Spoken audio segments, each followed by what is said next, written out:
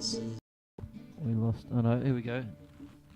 This is Bo, and this is the How to Change the World podcast, part 8, I believe. So we're streaming ahead into the world. We're seeking more viewers, more subscribers, because we obviously want to get this message to as many people as possible. How are we going? Can you hear me? Or it might be a bit loud. Hello, testing, testing. Yeah, so this is our, well, this is my method for getting my ideas out to the world. And one of the main ideas that I'm thoroughly investigating is the idea of rebuilding communities and rebuilding tribes and building them in a way that creates harmony in the system of the tribe or the community. And it's, how do we do that?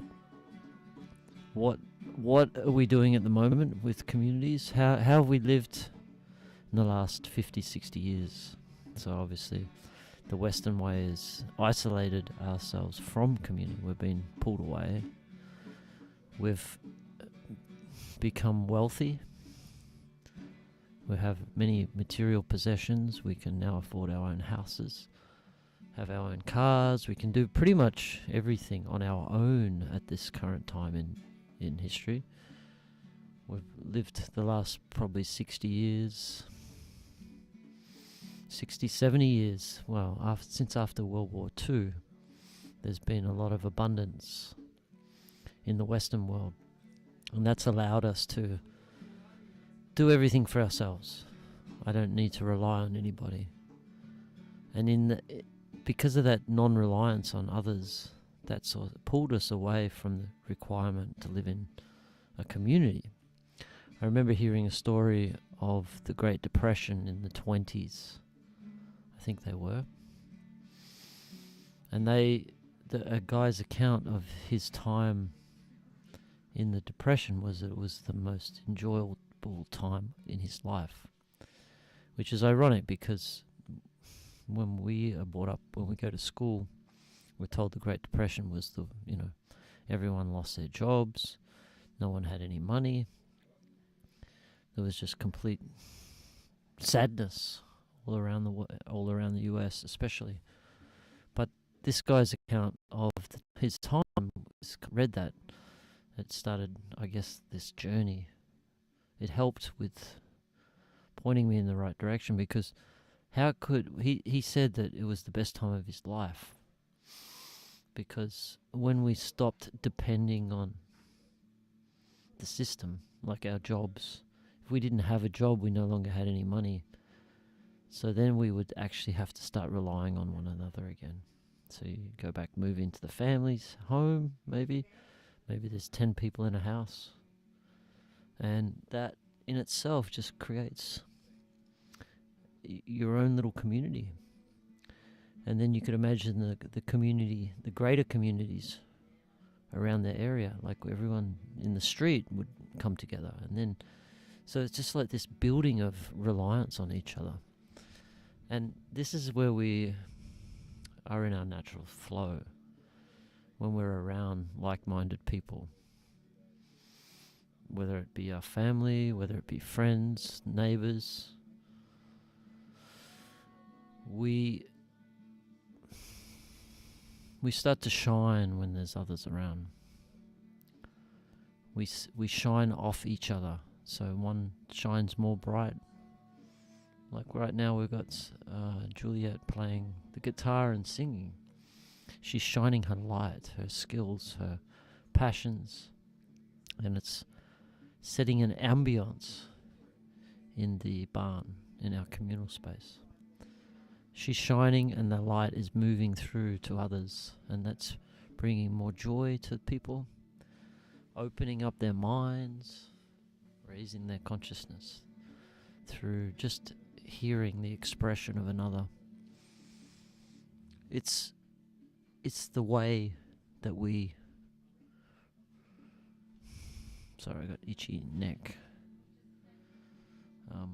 Yeah, it's the way that we really grow fastest. Like, it was always the story of the being in a relationship. I realized with my opposite, with my beloved,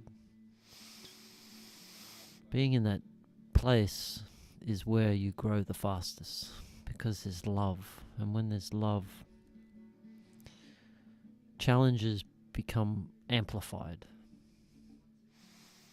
When there's love, you are more sensitive to your lover and their behaviors. So when we get deep into love, then our shadows, our unconscious behaviors can come up, and a lot of the time it's being mirrored in some way by your partner. Sometimes something that your partner says, if a stranger said it, it wouldn't bother you. But if it's the love of your life, then it becomes more of a challenge, and you're more likely to have a reaction or be triggered by. And every trigger, to me, is a way of us to learn something. Why did I just get triggered then? Why did someone call me fat? Would that trigger me? If a total stranger called me a fatty, I wouldn't be offended. But if my beloved called me fat, or I got some love handles on my hips or something like that, I'd be more inclined to react. Because it's like, this person loves me so much. Does she really love me? Maybe she doesn't love me anymore. All these like love-related fears come up. They just, hello, yeah. So that's with your beloved, your partner. But try being around 20 or 30 other people, 50 people. Like, try being intermixing on a daily basis with people.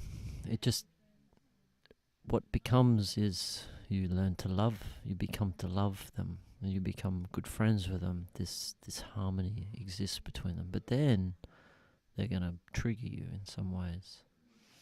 And it's all about growth and learning. That's the only, to me, this is why we're here. And so, okay, where do you want to learn and grow the fastest? So you can expand the fastest. And that simply is living in a community. There's so much we can learn, and obviously we have to relearn. You think about the people in the Great Depression when they started losing their jobs and losing their freedom of being an individual. They were forced into communities in a lot of ways. But what the result was like harmony. This guy had the best time of his life. And I understand now why that is. It's being in a community of family. It's more natural and more normal than living in a house in the suburbs of a city where you've got a neighbour left and right and then one across the street. That's it. And you've got your fence up around your property. You got your TV on. You drive into the garage, so you shut the door, get out of the car, go into the house. And then you wake up in the morning, get in the car, drive out, and drive to work, to the garage, then get the elevator back up to the 10th floor, and then you sit there all day working, isolated again because you're sitting at a desk.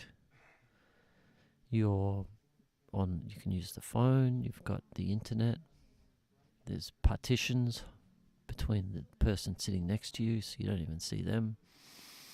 You can sit in that partition section all day and hardly talk to anyone because you have email. You can just send an email to the person next to you. And I've seen that. I've seen this. How easy it is for us to slip into this non-social, communicative place with our workmates. So we become more and more isolated. So when you get to the point where you live in a community, okay, you've lived that isolated life, and then you come and go live in a community, it's very overwhelming for the majority of people.